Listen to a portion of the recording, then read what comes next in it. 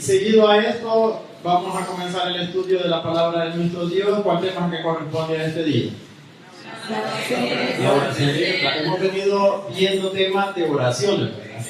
Todos este trimestre vamos a estar viendo temas de oraciones. En esta ocasión toca la oración que elevó y vamos a tener esta mañana, que es Esdras capítulo 9, verso 10 al 15. Y el verso de memoria es el corazón de la oración que hizo Esdras, ya lo vamos a ver más adelante. Esdras capítulo 9, verso 10 al verso 15. Voy a leer uno yo, el otro todos ustedes juntos, y al final lo leemos todo, ¿verdad? ¿Sí estamos ahí? Dice así: mas ahora, ¿qué diremos, oh Dios nuestro, después de esto? Porque nosotros hemos dejado tus mandamientos, los cuales prescribiste por mano de tus siervos los profetas, diciendo: la tierra, a la cual entráis para poseerla, tierra inmunda es, a causa de la inmundicia de los pueblos de aquellas regiones, por las abominaciones de que la han henchido de uno a otro extremo con su inmundicia. Ahora pues, no daréis vuestras hijas a los hijos de ellos, ni sus hijas tomaréis para vuestros hijos, ni procuraréis su paz ni su bien para siempre, para que seáis corroborados y comáis el bien de la tierra, y la dejéis por heredad a vuestros hijos para siempre. Mas, después de todo lo que nos ha sobrevenido a causa de nuestras malas obras, y a causa de nuestro grande delito, ya que tú, Dios nuestro, estorbaste que fuésemos oprimidos bajo de nuestras iniquidades, y nos diste este tal efugio. ¿Hemos de volver a infringir tus mandamientos y a emparentar con los pueblos de estas abominaciones? ¿No te ensañarías contra nosotros hasta consumirnos sin que quedara resto ni escapatoria? Jehová, Dios de Israel, tú eres justo, pues que hemos quedado algunos salvos, como este día. Henos aquí delante de ti en nuestros delitos, porque no es posible subsistir en tu presencia a causa de esto. Amén. Pues, bien, el tema, ¿cómo se llama? La oración de Esdras. Fíjense que como hemos estado hablando bastante de oración, tal vez alguna cosita la repita, ¿verdad? Pero va a ser como pequeñita, ¿verdad? Pero en sí la oración, para que la podamos estudiar, tenemos que ver varias cosas, ¿verdad? No solo decir, la oración es así, ¿verdad? Sino que hay que ver el tiempo en el que se dio, el contexto en el que se estaba dando, ¿verdad? La persona que la está haciendo, qué tipo de súplica es, todas esas cosas afectan, digamos, la manera o la forma, la estructura de esa oración, porque también hay oraciones individuales, pidiendo por quién, por uno mismo, ¿verdad? ¿Hay oraciones así en la escritura? Sí hay, ¿verdad? Pero hay oraciones en las que son una persona orando en representación de un grupo, ¿verdad? Y esa persona no está orando solo por ella, sino que está orando por el pueblo, por un grupo en particular. Entonces, hay bastantes cosas que influyen en el tipo de oración que se está haciendo, ¿verdad? Y la oración, pues, es esa comunicación con Dios para externar, ¿verdad?, nuestras necesidades, agradecimientos, confesiones y muchas cosas más, ¿verdad? Entonces, eso es lo que vamos a ir viendo en esta mañana. Ya habló nuestro hermano ministro, ¿verdad? A todos les pedimos siempre, ¿verdad?, estar aquí en cuerpo y también en nuestra mente esté aquí, ¿verdad?, para que podamos atesorar al menos un ratito. Son 45 minutos nada más, ¿verdad? Bien, quiero que leamos todos juntos. La lectura la tenemos en Esdras capítulo 9, versículo 10 en adelante, ¿verdad? Me van a ir ayudando bastante porque vamos a repasar varios datos, ¿verdad? Entonces leamos en el versículo 10 que nos está diciendo. Esdras capítulo 9, verso 10, dice así: mas ahora, ¿qué diremos, oh Dios nuestro, después de esto? Porque nosotros hemos dejado tus mandamientos. Fíjense bien en lo que está diciendo aquí. ¿Qué diremos, oh Dios nuestro? Dice, después de esto. ¿Por qué dice después de esto? Es porque había pasado algo, ¿verdad? ¿Qué es lo que había sucedido? Quizás para que veamos bien la oración nos vamos a ir un poquito más atrás, ¿verdad?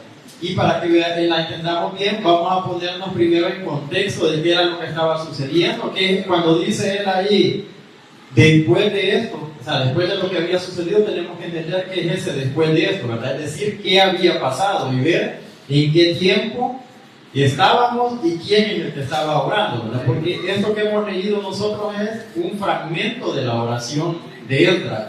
Toda la oración comienza desde el versículo 6. Ya vamos a ver de ahí, porque hemos visto solamente este fragmento, ¿verdad? Bien, ¿qué diremos? Dice después de esto. Ahora sí, vamos a hacer un poco de contexto. El pueblo de Israel vivía allá en Jerusalén, Judá, ¿verdad? Pero llegaron y se lo llevaron de Judá en el año 606. ¿Quién se lo llevó? Nabucodonosor, siendo el rey de un pueblo que se llamaba Babilonia, ¿verdad? Se llevó a todos los israelitas, bueno, no a todos, ¿verdad? Sino que hizo también bloques y todo lo demás, como ya se conoce la historia, y se lo llevó para Babilonia para tenerlos allá con grandes privilegios a todas las personas, ¿verdad? No, ¿verdad? Se lo llevó cautivo, ¿verdad? Y lo llegó a someter y todo lo demás. Pasó entonces el periodo de Babilonia por muchos años, ¿verdad? Ya hemos estudiado eso, pero después llegó otras naciones que sometieron incluso a Babilonia, y ahí también se iba a Israel en cuenta, ¿verdad? Después del reino de Babilonia, ¿cuál reino siguió?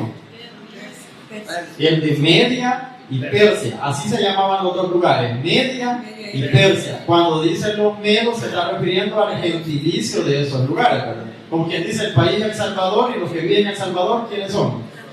Los salvadoreños. Entonces el lugar se llamaba Media y el otro se llamaba Persia, y ahí decimos nosotros los medos y los persas. Y aunque las dos, porque eran dos pueblos, de hecho, Media y Persia eran dos pueblos, pero aunque los dos eran grandes, ¿cuál era más grande de los dos? ¿Media o Persia? Persia, ¿verdad? Persia era más grande. Esto es históricamente, y también Daniel lo corrobora allá en Daniel 8, ¿verdad? Cuando dice que vio aquel carnero que tenía dos cuernos altos, pero aunque los dos eran altos, dice, uno era más alto que el otro, ¿verdad? Que era Persia, ¿verdad? Entonces, Persia, ¿cómo se llamaba el rey? Ciro, ¿verdad? Y de Media, Darío, ¿verdad? Estoy preguntando para que nos pongamos en contexto, porque cuando llegue la oración y la llamo, ya no nos vamos a detener en estos detallitos. Entonces estaba Media y Persia. ¿Qué hizo Media y Persia? Pues llegaron y también invadieron Babilonia. Ya sabemos la historia, ¿verdad? Que Belsasar se había tomado los vasos del templo, y en lo que estaba embriagado y todo eso, llegaron Media y Persia y le dieron muerte de una vez, y inicia un nuevo reino, ¿verdad? Que es este que estamos viendo.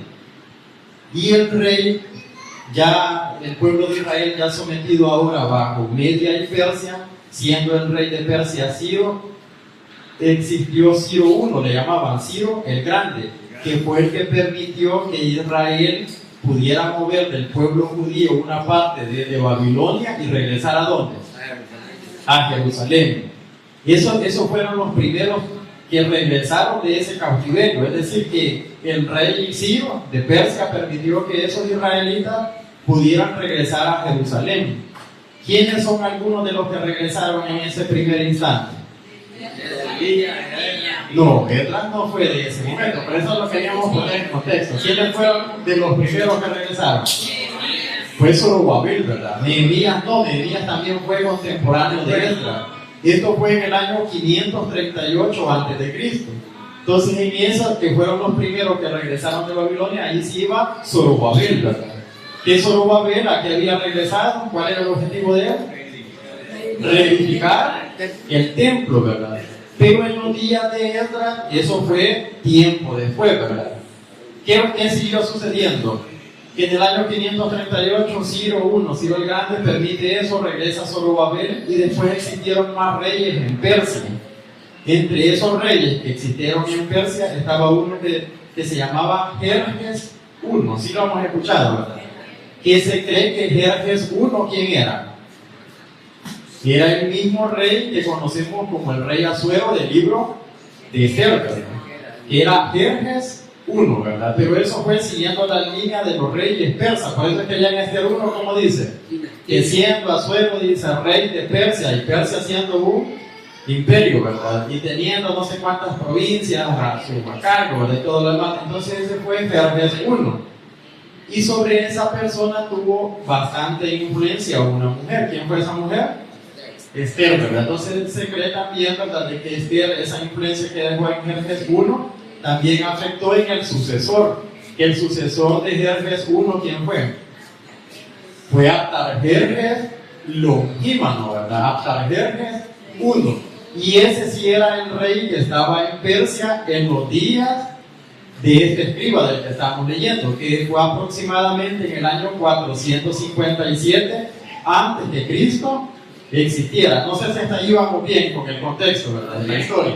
Bien, entonces este Artajerjes I, que estaba en este tiempo, fue aproximadamente en el año 457 antes de Cristo. Veámoslo en Esdras capítulo 7. Todo lo que he dicho no he leído versículos, pero hay versículos que más o menos los he leído, los he citado, ¿verdad?, que lo amparan, como Daniel 8, ¿verdad? Bien, dice Esdras capítulo 7, versículo 1. Vamos a regresar a la oración. Dice así: pasadas estas cosas en el reinado de Artajerjes, rey de Persia. Quedémonos hasta ahí. ¿Quién era el rey de Persia en ese momento? Artajerjes, ¿verdad? Que pudo haber sido, por decirlo así, como el hijastro de Esther, ¿verdad? Porque después ese venía de Jerjes I. Bien, ¿qué pasó entonces en el reinado de Artajerjes, rey de Persia, ¿verdad? En este tiempo, este rey de Persia vio que todavía había pueblo de Israel. Vamos a detenernos ahí en la lectura porque ya voy a citar los otros versículos, ¿verdad? Este rey Artajerjes, rey de Persia, vio que en Babilonia todavía había gente que estaba sometida y que los que ya habían regresado a Jerusalén, las cosas no estaban bien allá en Jerusalén, aunque ya habían regresado. Aquí vamos a irnos metiendo ya un poquito a la situación, al problema que se estaba dando. Entonces, ¿qué pasó? Que Artajerjes vio eso y por eso le concedió unos permisos o unos privilegios al pueblo de Israel grandes. Le dio el permiso que los israelitas pudieran regresar para reconstruir. ¿Qué iban a reconstruir? No es el templo, sino que, ¿cómo les dice? La ciudad de Jerusalén. Lo que iban a regresar a restaurar es la ciudad de Jerusalén. Ahí todo lo que ustedes mencionan, sus muros. Pero no era solo en la estructura física, sino que también en el comportamiento del pueblo, ¿verdad? En sus leyes, a formalizar nuevamente a cómo era Jerusalén. Esto es lo que permitió Artajerjes, y dijo: llévense oro, todo lo que quieran llevarse de aquí. Ya dicen los principales y el rey están de acuerdo en que lo lleven para que puedan restaurar la ciudad, ¿verdad? Y esto está ligado con lo que dice Daniel 9:24 en la profecía de las 70 semanas. ¿Alguien se sabe ese verso de memoria? O más o menos lo que dice Daniel 9:24. Dice un poco así que desde la salida, hermano Josué, ¿cómo dice más o menos? Desde la salida, dice, de la palabra del rey para restaurar Jerusalén, dice, habrá no sé cuántas semanas. Es del año 457 antes de Cristo, ¿verdad? Entonces ahí dice de la salida de la palabra del rey, se está refiriendo a este evento. Entonces, pero ¿a quién le confió Artajerjes esta misión y todas estas cosas? El dinero, el oro, todo lo que se llevaba. A Esdras. Aquí centramos ya un poco en el tiempo. Olvidemos ya de todo lo histórico, ¿verdad? Y centrémonos en el año 457 a.C., existiendo Esdras. A él fue el que le confió todo esto, el rey Artajerjes, y le dijo: puedes irte con los israelitas, regresen a Jerusalén, vayan y reconstruyan la ciudad, lleven todo lo que sea necesario. ¿Cómo era Esdras? ¿Se ve que era un hombre de palabra o cómo lo consideramos? Una lectura. Ya vamos a ver cuál era el perfil de él, ¿verdad? Lo que dice nuestro hermano, ¿verdad? ¿Quién era Esdras? El que hizo la oración que vamos a estudiar, que ya la comenzamos de hecho, ¿verdad? ¿Quién era ese Esdras? Lo primero es que en sus oficios, lo primero es que era un sacerdote, es decir, ¿de qué tribu era? Era de Leví, pero aparte de ser tribu de Leví, tenía que ser descendiente de ¿quién? De Aarón, ¿verdad? Tenía que ser descendiente de Aarón para que fuera sacerdote, y venía de la línea del hijo de Aarón que se llamaba Eleazar, ¿verdad? Leamos en Esdras capítulo 7, versículo 1, vamos a continuar la lectura, dice así. Dice, capítulo 7, verso 1, pasadas estas cosas en el reinado de Artajerjes, rey de Persia, Esdras, hijo de Seraías, hijo de Azarías, hijo, dice, de Hilcias. Está toda la genealogía, vamos a irnos hasta el verso 5.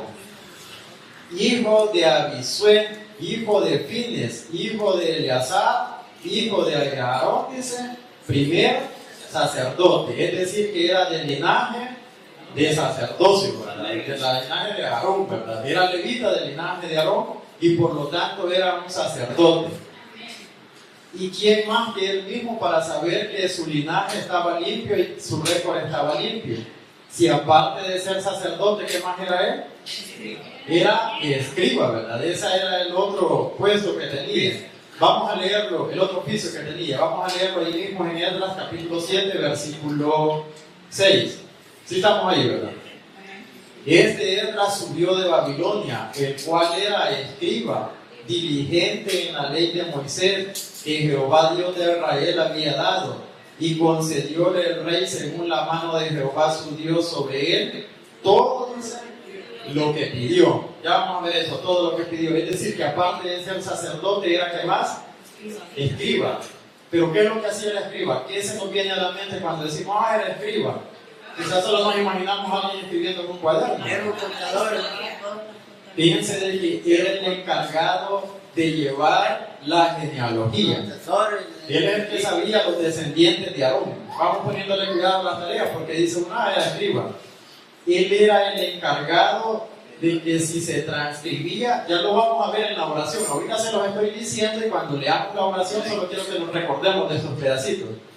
Él era el encargado de que los manuscritos de la ley de Moisés, imagínense de lo que se escribieran, él iba a garantizar de que la letra no perdiera la pureza, es decir, que si se sacaba un escrito copia, él era el que daba la garantía de que las palabras eran iguales para no perder la pureza de la palabra de Dios a nivel escrito, ¿verdad? Entonces esa era de las tareas de él. Aparte era maestro de la ley, porque como él escribía, él también sabía cómo funcionaba. Era también intérprete de la ley. Todas esas eran tareas de un escriba, ¿verdad? Todo eso lo llevaba. Hay más tareas, no las voy a decir porque no es exactamente el tema, ¿verdad? Pero garantizaba, esa era de las tareas más delicadas, garantizar que los escritos mantuvieran la pureza, ¿verdad? Y aparte de eso eran maestros de la ley porque eran los encargados de enseñarle al pueblo para que el pueblo cumpliera con la ley de nuestro Dios, ¿verdad?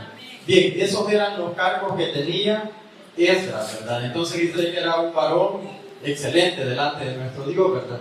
Y el rey Artajerjes le dijo de que pidiera todo lo que necesitara. Antes de llegar quizás más adelantito, solo contar algo rápido de Esdras, que era un hombre de fe, ¿verdad? Dice que cuando salió con todo lo que llevaba oro, para lograr llegar de Media y de Persia hasta Israel, tenía que cruzar territorio. Para que nos hagamos idea, Persia y Media es el territorio que actualmente se conoce como Irán. Se lo menciono porque hace poquito ha sido noticia Irán, ¿verdad? Que habían ahí teniendo unas plantas de enriquecimiento de uranio, que Israel lo llegó a atacar. Entonces, todo el territorio de Irán, la parte más grande era Persia, y algunas de las provincias que tiene actualmente Irán era Media en aquel tiempo, ¿verdad? Entonces, desde lo que ahora se conoce como Irán, tenían que caminar ¿hasta dónde? Hasta Jerusalén. Eso implica que tenían que pasar por otras naciones, ¿verdad? Por otros pueblos, que ¿habrán o no habrán sido amigos de Israel? ¿Qué dicen ustedes? Lo más seguro es que eran enemigos. Bueno, eran enemigos, ahí lo dicen. Pero hubo una cosa que Esdras no quiso pedir. Dice que iban con todo el pueblo y cuando iba ya llegando, ¿verdad? Iba a medio camino, sintió miedo por todo el pueblo. Le salía bien fácil decirle a Artajerjes que le mandara un montón de soldados persas, ¿verdad? Para que lo defendieran. ¿Y qué fue lo que hizo Esdras en lugar de eso? ¿Alguien se recuerda? Oración. Ayunó. No fue oración la que hizo en ese momento. Dijo, ¿cómo le voy a estar pidiendo a Artajerjes después que le he hablado tanto de la grandeza de Dios que Él nos pide y le voy a estar pidiendo soldados? Mejor metió a ayuno a todo el pueblo, ¿verdad? Ayunó él y logró llegar con bien a Jerusalén. Pero ¿qué fue lo que lo llegó a encontrar a Jerusalén? Ahora sí, en la oración decía, me he ido bastante atrás para ganar impulso, ¿verdad? Para llegar a la oración. Pero en la oración decía en este versículo, ¿verdad? Decía, después de esto. Es decir, que cuando llegó a Jerusalén encontró un problema. ¿Cuál era ese problema? Vamos a Esdras capítulo 9, versículo 1. Vamos leyendo. Esdras capítulo 9, verso 1 dice así: Y acabados estas cosas, los príncipes se llegaron a mí diciendo, el pueblo de Israel, fíjense bien quién, el pueblo de Israel y los sacerdotes y los levitas no se han apartado de los pueblos de la tierra, de los cananeos, heteos, fereceos, jebuseos, amonitas y moabitas y egipcios y amorreos, haciendo, conforme a sus abominaciones. ¿Cuál fue el problema grande que había encontrado? El problema visible era que el pueblo de Israel, que ya había regresado anteriormente de Babilonia y que ya estaba habitando en Jerusalén, cuando llegó Esdras en el año 457, que vemos que salió la palabra del rey, encontró que los israelitas andaban en abominaciones, ¿verdad? Es decir, tenían ya dioses, tenían un montón de costumbres que no eran propias de Jerusalén, sino que eran costumbres de quiénes? De los pueblos vecinos, que eran los cananeos, el pereceo. Pero ese era el problema visible por encima, que se habían mezclado la cultura, las costumbres de esos pueblos. ¿Y cuáles eran las costumbres de esos pueblos? Paganismo, hechicerías, adorar a dioses ajenos. Esas eran las costumbres que al pueblo se le estaban pegando nuevamente. Pero ¿qué es lo que estaba por debajo? ¿Qué es lo que vio Esdras y los príncipes por debajo? Que el mal es que el pueblo de Dios se había mezclado, los hijos se habían casado con las hijas de los heteos y habían dado a sus hijos para que se casaran con los hijos de los pueblos cananeos. Entonces ya saben que cuando se une y se arma familia, ¿qué es lo que pasa? Las costumbres se habían pasado de las mujeres, digamos, de aquellos pueblos al pueblo de Dios, y había hecho ya una mezcla. Ese era el problema raíz. Sigue diciendo en Esdras capítulo 9, versículo 2. Porque han tomado de sus hijos para sí y para sus hijos, y la simiente santa ha sido, ¿cómo dice? Mezclada con los pueblos de las tierras, y las manos de los príncipes y de los gobernadores ha sido la primera en esta. Es decir, que los hijos de los príncipes de Israel, ¿con quién se habían casado? Con las hijas de los cananeos. Y podían decir algo los príncipes o los principales, podían decir algo ahí en ese momento. Ya no, porque hasta sus mismos hijos estaban involucrados en estas situaciones. Entonces ese fue el problema que llegó a encontrar Esdras de entrada. ¿Cómo se habrá puesto Esdras en ese momento? Se alegró quizás, ¿verdad? Dijo, bueno, aquí ya estamos ganando más pueblo, de verdad. ¿Creen que fue esa la reacción de Esdras? No, ¿verdad? No fue esa la reacción. Veamos qué dice la Biblia de la reacción de él. Verso número 3. Verso número 3 de Esdras, capítulo 9. Lo cual oyendo yo, dice Esdras, que él mismo escribió, ¿verdad? Rasgué mis vestidos y mi manto, y arranqué los cabellos de mi cabeza y de mi barba, y sentéme, ¿cómo dice? Se había quedado hasta mudo, digamos, de lo que había visto, y había hecho, rasgó sus vestidos, dice, y había arrancado los pelos de la barba y de la cabeza. ¿Cómo estaba la situación en Jerusalén? Estaba complicada, ¿verdad? Estaba complicada. Esa fue la primera reacción de Esdras, ¿verdad? Pero ¿qué hizo Esdras? ¿Qué fue lo que hizo? Él reconocía que ese pueblo que estaba mal era el pueblo de él, ¿verdad? Y que también era pueblo de Dios. ¿Qué dijo Esdras?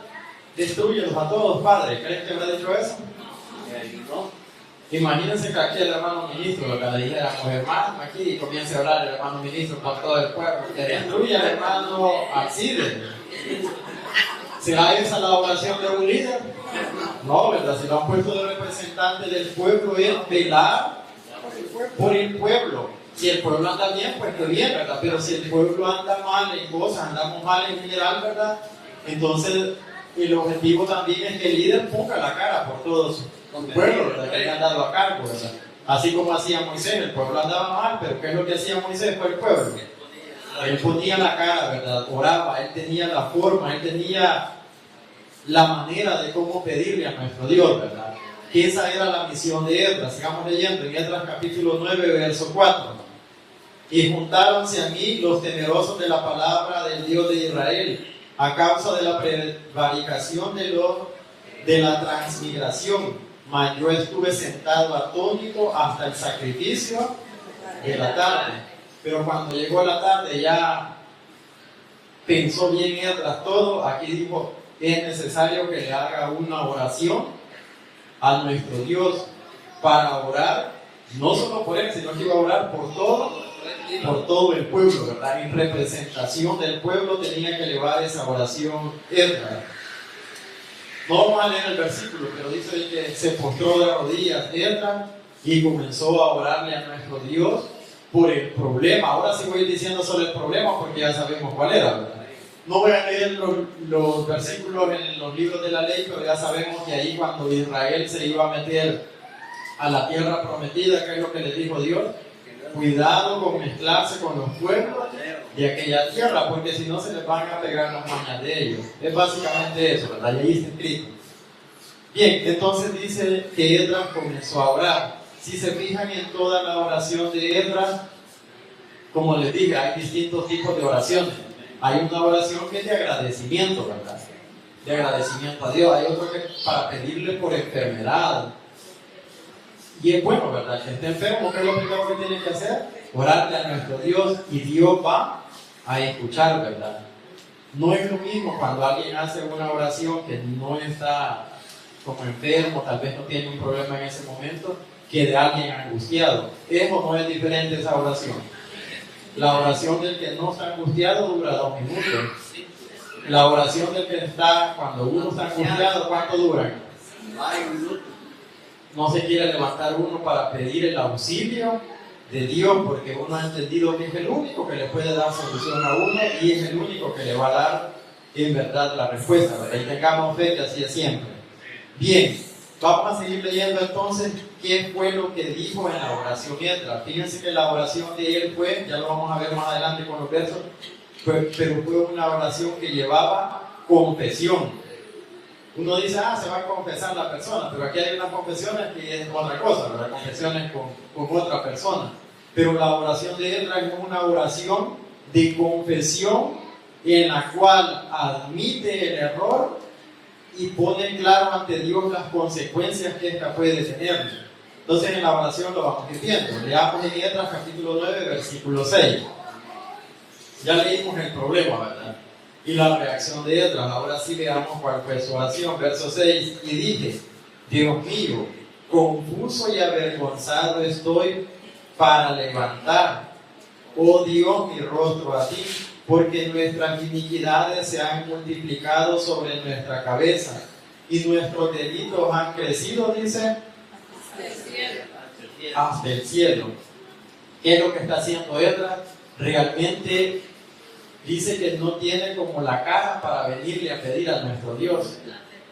Y pasa eso, ¿verdad, hermano? Que uno si está con un error, uno lo que dice, no, uno no tiene como para pedirle a nuestro Dios, y es lo que está exponiendo aquí Esdras, dice, que ante este problema se siente avergonzado, pero ya vamos a ver por qué es más grande la vergüenza que él está exponiendo, ¿verdad? Ante esta situación dice, grande la vergüenza, y prácticamente se humilla por completo, ¿verdad? Diciendo que reconoce el error que han tenido. ¿Y por qué se incluye también él?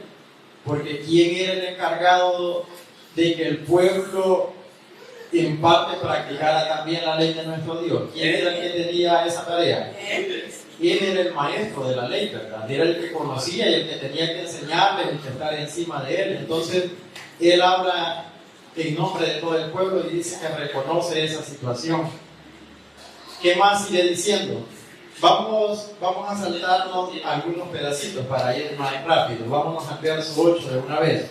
Lo anterior sigue diciendo de las iniquidades del pueblo. Quiero que leamos detenidamente el verso 8. Y ahora, como por un breve momento, fue la misericordia de Jehová nuestro Dios. Quedémonos hasta ahí. ¿Qué es lo que está diciendo Esdras? Y ahora dice, por un breve momento fue la misericordia de nuestro Dios. Pongamos cuidado en esta parte. ¿Por qué está mencionando esto Esdras en su oración? Porque el pueblo de Israel estaba en cautiverio en Babilonia. Sin embargo, ya había el primer grupo de personas, de israelitas, que los habían sacado de Babilonia y los habían mandado para Jerusalén. ¿Esa era o no era misericordia de Dios? Era misericordia de Dios. aquí es donde viene lo que siente más vergüenza Esdras, porque lo que logra ver Esdras es que siendo Dios tan misericordioso y habiendo sacado ese primer grupo regresando a Jerusalén y habiéndole permitido también a él regresar con otro grupo a Jerusalén para reconstruir la ciudad, es un gesto de misericordia de nuestro Dios. Y dice, y haciendo Dios con nosotros esta misericordia, ¿qué es lo que estamos haciendo nosotros? Dice, lo que estamos haciendo nosotros es comprándonos prácticamente que nos sometan otra vez al cautiverio, ¿verdad? Y eso es lo que dice él en la oración. Entonces Dios, teniendo misericordia de nosotros, habiéndonos permitido regresar a Jerusalén, y nosotros regresando y mezclándonos otra vez para venir a agarrar todas las malas costumbres de aquellos pueblos. Sigámoslo leyendo en el verso 9, dice así: y ahora pues, como por un breve momento fue la misericordia de Jehová nuestro Dios, para hacer que nos quedase un resto libre, y para darnos estaca en el lugar de su santuario, es decir, el templo en Jerusalén, ¿verdad? De regresar a aquella ciudad, estaca en el lugar de su santuario, a fin de alumbrar nuestros ojos, nuestro Dios, y darnos una poca de vida en nuestra, dice, servidumbre. Porque ¿cómo estaban allá en Babilonia? Ahí ya estaba Media y Persia, pero ¿cómo serían ellos? Sirviendo como esclavos, ¿verdad? Pero Dios les estaba permitiendo eso. Ahora sí, viendo ya toda esa situación, vámonos al versículo 10, ya regresamos a donde habíamos comenzado, ¿verdad? Dice así: mas ahora, ¿qué diremos, oh Dios nuestro, después de esto? Después de haber expuesto en la oración Esdras el problema, y habiendo también identificado que Dios había sido misericordioso y que aún así el pueblo estaba mostrando ese problema, dice que tenía vergüenza, y por eso dice: mas ahora, Jehová, ¿qué diremos, oh Dios nuestro, después de esto? En otras palabras, quiere decir, realmente no tenemos palabras de cómo pedirte perdón por esta situación, ¿verdad? Eso es lo que Esdras está exponiendo en esta oración que dijimos que era de confesión, ¿verdad? De confesión hacia nuestro Dios. Vamos a seguir leyendo del versículo 11. Verso 10 vamos a terminar. Porque nosotros hemos dejado tus mandamientos, los cuales prescribiste por mano de tus siervos los profetas, diciendo: la tierra a la cual entráis para poseerla, tierra inmunda es a causa de la inmundicia de los pueblos de aquellas regiones, por las abominaciones de que la han henchido de uno a otro extremo con su inmundicia. Ahora pues, no daréis vuestras hijas a los hijos de ellos, ni sus hijas tomaréis para vuestros hijos, ni procuraréis su paz ni su bien para siempre, para que seáis corroborados y comáis el bien de la tierra, y la dejéis por heredad a vuestros hijos, que se para siempre. ¿Qué es lo que estaba haciendo aquí? Citando la ley de nuestro Dios, ¿verdad? Se la sabía Esdras como para citarla en la oración. ¿Qué dicen ustedes? Era el que más la conocía, ¿verdad? Y citó la ley de nuestro Dios y comienza a decir: nos equivocamos. Eso es lo que dice realmente: nos equivocamos. No tuvimos que habernos mezclado con aquellos pueblos, porque si esto continúa, ¿cómo termina con esa mezcla? Algo malo tiene que venir, ¿verdad? ¿Qué es eso malo que tiene que venir? Pues vamos a irnos al versículo 14 para ir avanzando. Esdras capítulo 9, verso 14. Aquí estamos en la lectura, ¿verdad? Dice así: hemos de volver a infringir tus mandamientos. ¿Por qué dice hemos de volver a infringir tus mandamientos? Como estaba pidiendo por el pueblo, y los habían mandado a cautiverio por infringir estas mismas situaciones, ¿verdad? Este mismo problema. Entonces dice: hemos de volver a infringir tus mandamientos y a emparentar con los pueblos de estas abominaciones. Esa es la pregunta, ¿verdad? ¿Hemos de hacer nuevamente eso? Fíjense que eso es un problema. Y esta ley, dice la gente, no, la ley de Moisés, dice, ya desapareció. Pero en la cartilla viene citado que en el Nuevo Testamento, ¿qué es lo que le dice a la iglesia de Dios también? Dice el verso: no emparentéis en yugo, que es igual, ¿verdad? Porque ¿qué comunión o qué acuerdo tienen? Dice la luz con las tinieblas. ¿Qué acuerdo hay entre eso? No hay, dice. ¿Cómo sigue diciendo el versículo? Alguien que me lo lea, vamos Josué, ayúdenme a leerlo fuerte. Está en 2 de Corintios, capítulo 6, versos 14 y 15, lo vimos todo. Hermano Josué lo va a buscar para leerlo fuerte. 14 y 15, de 2 de Corintios. No os juntéis en yugo con los infieles, porque ¿qué compañía tiene la justicia con la injusticia? ¿Y qué comunión la luz con las tinieblas? ¿Y qué concordia Cristo con Belial? ¿O qué parte el fiel con el infiel? ¿Qué concordia, dice, tiene Cristo con Belial? Dice. Es decir, que está poniendo el blanco y negro, está poniendo los extremos, ¿verdad? De los dos lados. ¿Qué es lo que nos está queriendo decir al final? Lo mismo que estaba viendo Esdras en este momento, ¿verdad? Entonces, eso continúa, era la ley y se ha seguido enseñando y la iglesia también así lo tiene, ¿verdad? Entonces dijo Esdras en el verso 14, hemos de volver a imprimir tus mandamientos y a emparentar con los pueblos de estas abominaciones. Y aquí viene lo que les dije que es el corazón de la oración de Esdras, ¿verdad? ¿Qué dice en esta otra pregunta? ¿No te ensañarías contra nosotros hasta qué dice? Hasta consumirnos sin que quedara el resto ni escapatorio. ¿Cuál era el temor de Esdras? Que venían de un cautiverio que ya los había golpeado, por decirlo así, ¿verdad? Por el mismo el problema que se estaba dando, y que ahora vinieran en esta misma situación. ¿Cuál era el temor de Esdras? Que lo que le iba a tocar al pueblo era desaparecerlo completamente, ¿verdad? Y ese era el temor de Esdras. Por eso hace esa pregunta a nuestro Dios, pero se la hace la pregunta como ya sabiendo la respuesta, ¿verdad? Esdras como un poco diciendo, tenemos claro que esto nos va a suceder, Dios, si continuamos en este error. Y lo dice de esa manera. Sigue diciendo, Jehová Dios de Israel, tú eres justo, pues que hemos quedado algunos salvos como este día. Henos aquí delante de ti en nuestros delitos, porque no es posible subsistir en tu presencia, dice, a causa de esto. ¿Y cuál era ese a causa de esto? El problema de las abominaciones, ¿verdad? Entonces, fíjense que Esdras hizo esta oración a nuestro Dios, no la hemos visto tan a detalle, pero hizo esta oración confesando sus pecados y reconociendo que Dios es justo, y Dios escuchó o no escuchó la oración de Esdras. Sí la escuchó. Fíjense que a pesar de que Esdras no declaró no dijo claramente, por eso es una oración de confesión, no dijo claramente como buscar el perdón de Dios. Si se fijan, no lo dice explícitamente, no lo dice así como perdónanos, pero con todo lo que está confesando, humillándose, nuestro Dios entiende o no entiende qué es lo que Esdras le estaba pidiendo. Sí lo entiende, ¿verdad? Claramente. Entonces, esta fue la oración de Esdras. Dice que él lo hizo esto orando, llorando, pidiéndole, clamándole, ¿verdad? Con mucha, o sea, no fue una oración de un ratito, ¿verdad? Sino que con mucha intensidad, orándole a nuestro Dios por el problema que se estaba dando. Ahora bien, ¿será que Dios habrá escuchado, dijimos, la oración o no la habrá escuchado? Sí, tuvo un efecto, y la oración de Esdras tuvo un efecto para hacerle conciencia también al pueblo.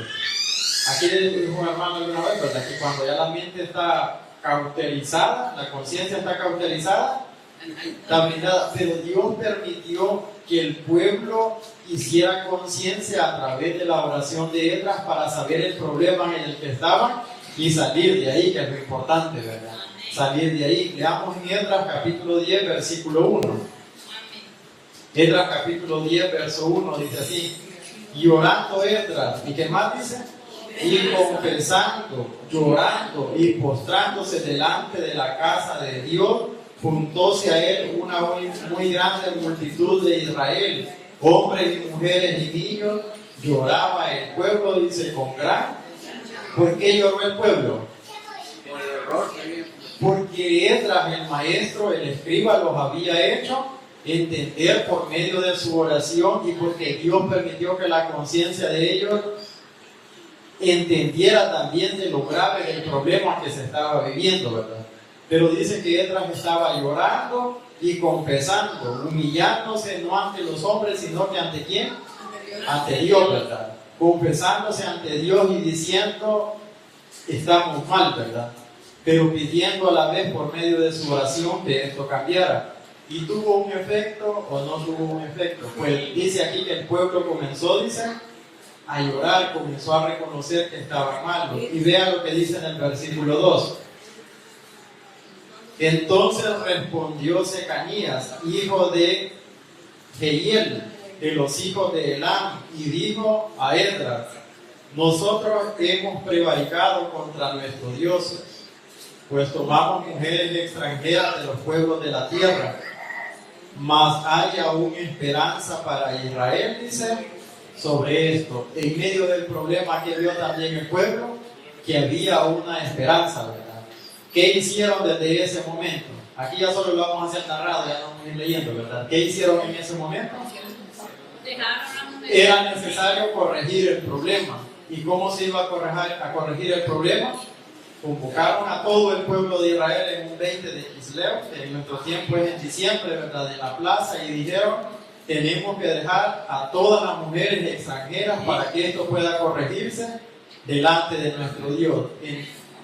En resumen era: tenemos que salir del problema en el que estamos porque aún hay esperanza. Dice el verso: mientras hay vida, dicen, hay esperanza. Entonces hay esperanza. Dice: tenemos que salir de ese error y dejarnos enseñar de Esdras para que él termine de que el pueblo de Israel sí logre regresar de ese cautiverio y que estemos bien en Jerusalén. Entonces esto ya no fue la oración, sino que este fue el efecto que tuvo la oración de Esdras, ¿verdad?